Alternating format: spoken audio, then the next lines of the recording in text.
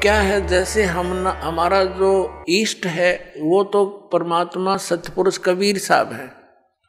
हमारे इष्ट देव अनंत कोट ब्रह्मांड के रचनहार, कुल के मालिक ये कबीर साहब, कबीर देव, कबीर परमेश्वर जी हैं, जो बनारस में, काशी शहर में एक जुलाहे की भूमिका करके तत्व ज्ञान का प्रचार करके अपनी समर्थता का प्रमाण दे करके सह शरीर आए थे, सह शरीर चले गए थे।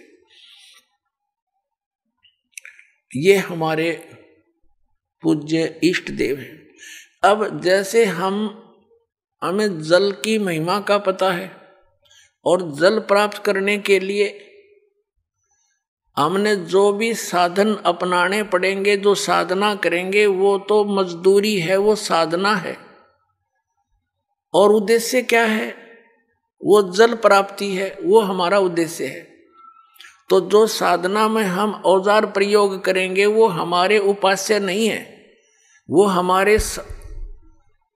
वो साध्य नहीं है, वो साधना है। हमारे जो प्राप्ति वो जल है, हमारा उद्देश्य जल प्राप्ति है। तो जैसे इस ओम और तत् सत ये 3 मंत्र का जाप है, हमने उस परम अक्षर ब्रह्म को पाना है। उस गीता जी अध्याय नंबर 18 के श्लोक नंबर 62 में गीता ज्ञानदाता कहता कि अर्जुन तू सर्वभाव से उस परमेश्वर की शरण में जा, उसकी कृपा से ही तू परम शांति को और सनातन परम धाम को प्राप्त होगा। इससे सिद्ध हो गया कि गीता ज्ञानदाता से अन्य वो परम अक्षर ब्रह्म है, उसकी शरण में जाने से परम शांति को और सनातन परम धाम, जो कभी नष्ट न होने वाला शाश्वत स्थान सतलोक प्राप्त होगा। और गीता ज्ञानदाता ने अपने विषय में बता दिया, मेरे और तेरे अर्जुन, चौथे अध्याय के 5 और 9 में गीता जी में श्लोक में, और दूसरे अध्याय के 12 में, 10वें अध्याय के दूसरे श्लोक में, अर्जुन तेरे और मेरे बहुत जन्म हो चुके हैं, तो नहीं जानता, मैं जानता। अब इसलिए इसने 18वें अध्याय के 62वें श्लोक में कहा कि सर्वभाव से तू उस परमेश्वर की शरण में जा, उसकी कृपा से तू परम शांति को और सनातन परम धाम को प्राप्त होगा।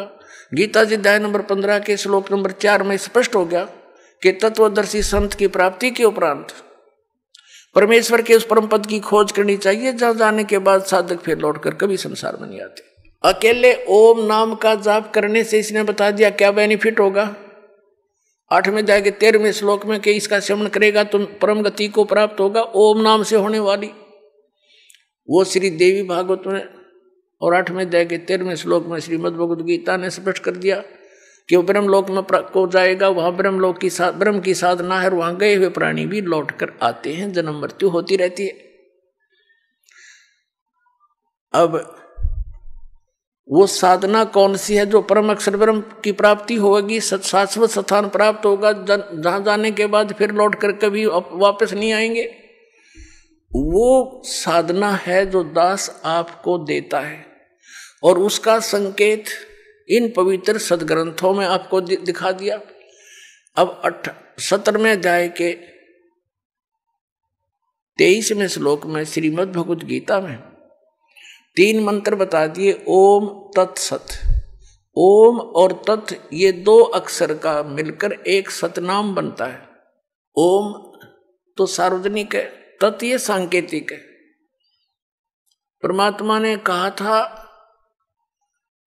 कि हमने जो मूल ज्ञान है वो अभी गुप्त रखा हुआ है, और जब तक ये पिछली पीढ़ी का समय नहीं आएगा तब तक हम इसको सार्वजनिक नहीं करेंगे। नहीं तो इन काल के द्वारा चलाए गए पंथों के पंथियों, इन गुरुओं के हाथ लग जाएगा ये मंत्र, तो ये भी वही नाम देने लग जाएंगे, और फिर वो अधिकारी होंगे नहीं, और फिर हमसे कोई परिचित हो नहीं सकेगा।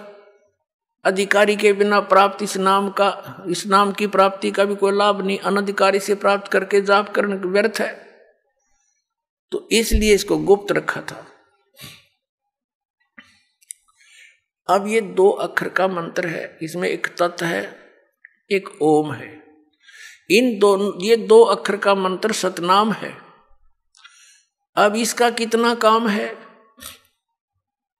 जैसे हमने जल प्राप्ति करनी है तो बोकी लगाई जाती है हैंडपंप लगाने के लिए। जल प्राप्त करने के लिए जमीन से हैंडपंप लगाना होता है। हैंडपंप हमारा पूज्य नहीं है, वो तो साधना है, हथियार हैं, औजार हैं, जल प्राप्ति के इंस्ट्रूमेंट हैं। तो ये ओम तत्सत जो मंत्र हैं ये इंस्ट्रूमेंट है, ये औजार हैं उस सतलोक में जाने के, उस सतपुरुष के पाने के। तो ये हमारे पूज्य नहीं है, ये मंत्र हमारे पूज्य नहीं है और ये बुरे भी नहीं है, क्योंकि इनसे हमें भगवान मिलेगा, हमें जल मिलेगा। तो ओम और तत् का काम है श्वास उश्वास का सिमरण करना पड़ता है। एक मंत्र को बाहर छोड़ना है, एक को अंदर लेना है।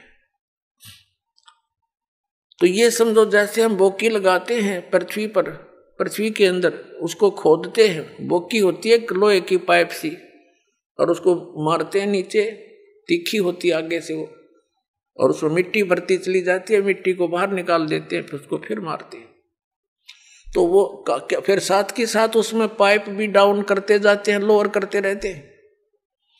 तो वो बोकी और पाइप का काम है वो जल तक पहुंच जाना। जल प्राप्ति नहीं करवा सकती बोकी और वो पाइप। जल प्राप्ति के लिए हैंडपंप लगाना पड़ेगा उसके ऊपर, फिर वो हैंडपंप हिलाना पड़ेगा, तब वो जल मिलता है। ऐसे ओम और तत् ये दो अक्षर का मंत्र तो समझो बोकी मारनी है श्वास उश्वास से। और जब कारीगर यानी मैकेनिक मिस्त्री हैंडपंप लाने वाला ये देख लेगा कि अब हैंडपंप बांधने का लगाने का समय आ गया है, जब जल मिलेगा, तो वो तभी उस पे हैंडपंप लगाता, नहीं तो कहता रहता है वो की ओर मारो और लगाओ, लगे रहो। तो पुण्यात्माओं, जिस समय आपका इस सतनाम की भक्ति की कमाई, आपकी भक्ति की कमाई जब सही हो जाएगी, उस समय सारनाम दिया जाएगा। ये सारनाम समझो हैंडपंप है, और हैंडपंप का भी फिर सिमरण करना है, उसकी मजदूरी करनी है, उसकी साधना करनी है, तब वो जल मिलेगा। तो ये तीनों मंत्र, आदि नाम भी कहते हैं सारनाम को, आदि नाम, और सतनाम को कहते हैं दो अक्षर का, ये ओम और एक तत्। तो इन तीनों मंत्रों के साधना से हमें परमात्मा मिलेगा। और जैसे आपको आज सुबह के सत्संग में, जैसा कि आपको पूर्व में बताया है कि ये भोली आत्मा इन अज्ञानियों के साथ, इन चोरों के साथ कितने खुश हैं, बड़े परम धनी मिल गए हैं, संत मिल गए। तो उसके विषय में सूक्ष्म वेद में परमात्मा कबीर जी ने कहा है कि साधों से ती मस्करी और चोरा नाल खुशहाल, ये मल अखाड़ा जीतेंगे युगों युगों के माल।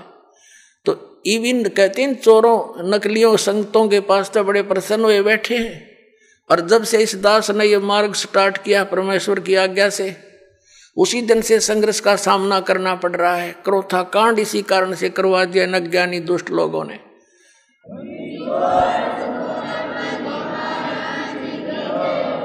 तो कह रहे हैं परमात्मा के ये मल अखाड़ा जीतेंगे, ये युगन युगन के माल, क्योंकि आप पिछले जन्म जन्मांतर से भक्ति करते हुए आ रहे हो, और उनके अंदर विशेष कसक रहती है भगवान की।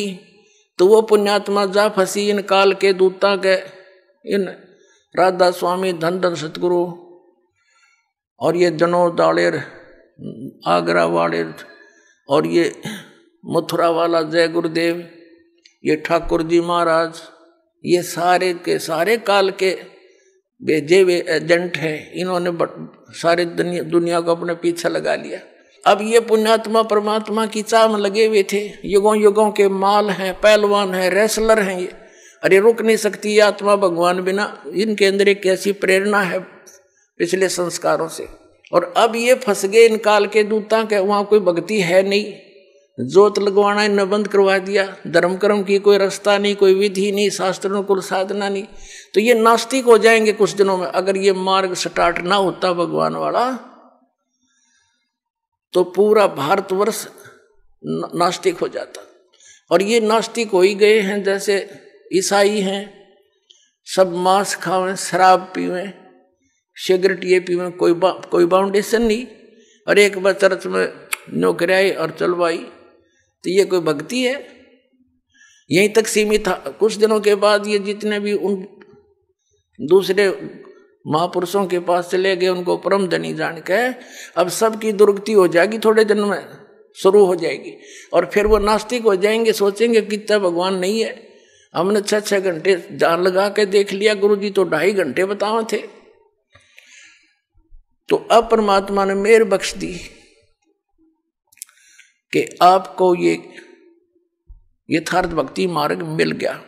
अब क्या है कि जैसे ये तो मल अखाड़ा जीतेंगे युगन युगन के माल, वो पुण्यात्मा भी सच्चे ज्ञान को सुनेंगे, फिर भाग होंगे अपने यथार्थ स्थान पर, वो रुक नहीं सकते वहां पर।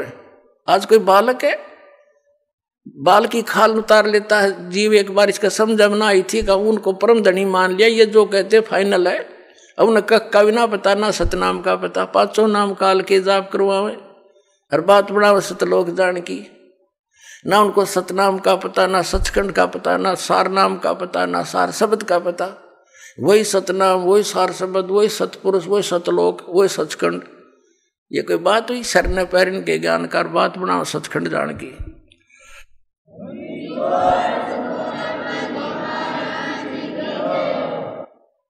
अब पुण्यात्मा परमात्मा के पाने का ये 3 मंत्र का साधन है। इस 3 मंत्र के जाप का समर्थन श्रीमद् भगवद गीता हमारे पवित्र सदग्रंथ ने भी संकेत कर दिया। और फिर जो हम आपको प्रथम मंत्र देते हैं, ये कंप्लीट जो ज्ञान है, कंप्लीट कोर्स, ये सच्चिदानंद घन ब्रह्म की वाणी कबीर वाणी में है, परमात्मा की वाणी में है।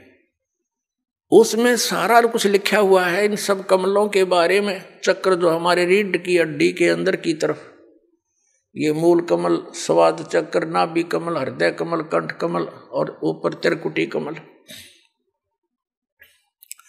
ये सभी के जाप मंत्र उस सूक्ष्म वेद में है। और बाकी ये वो 3 मंत्र भी उसमें अलग से हैं, बिल्कुल उसमें तो कंप्लीट ही है। और उनमें से इन महापुरुषों ने भी, जिनको हम मोक्ष प्राप्त मानते हैं, जैसे आदरणीय धर्मदास साहिब जी, आदरणीय मुल्कदास साहिब जी, आदरणीय दादू साहिब जी, आदरणीय गरीबदास साहिब जी, आदरणीय नानक साहिब जी, आदरणीय घीसा दास साहिब जी। आदरणीय गरीबदास साहिब जी गांव छुड़ानी, जिला जज्जर, हरियाणा वाले, और आदरणीय नानक साहिब जी ये सिख धर्म के प्रवर्तक। आदरणीय घीसा दास साहिब जी गांव खेखड़ा, जिला मेरठ, उत्तर प्रदेश वाले। तो जितने भी ये पंथ परमात्मा के सतलोक की महिमा गाने वाले हैं, ये आदरणीय नानक साहिब जी की वाणी को विशेष रूप से मानते हैं। अब उन वाणियों में क्या लिखा है? 5 नामों का जिक्र है, लेकिन गुरु ग्रंथ साहिब के अंदर वो 5 नाम ओपन नहीं है, क्योंकि जिस वाणी में वो कंप्लीट ओपन थे, कंप्लीट था, वो कंप्लीट ज्ञान था, वो प्राण संगली थी, तो उसको पूर्ण रूप से उजागर नहीं किया गया, और न ही गुरु ग्रंथ साहिब में उसका योग किया गया। किस लिए नहीं किया गया? क्योंकि उसके अंदर वो कंप्लीट कोरस है, कोरस था, जिसमें 2 अक्षर का नाम, ये सतनाम भी था। एक घटना हुई थी। अब पुणात्मा, ये तो सदग्रंथों से आपको